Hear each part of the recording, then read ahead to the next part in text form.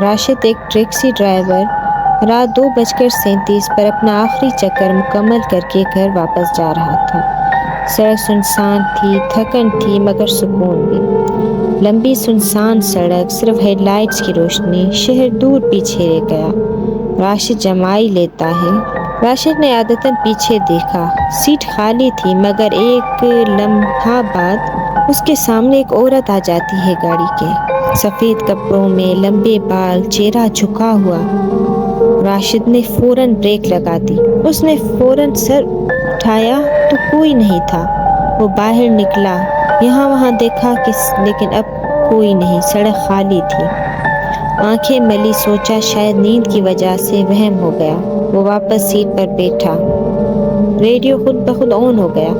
سرگوشیاں، شور، پھر ایک آواز، تم نے مجھے سیکٹر 17 میں چھوڑ دیا تھا۔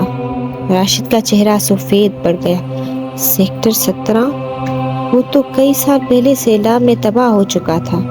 اس نے گاڑی نہیں روکی، پھر پیچھے مڑ کر نہیں دیکھا، سیدھا گھر پہنچا، گاڑی چلتی چھوڑ دی اور اندر بھاگ گیا۔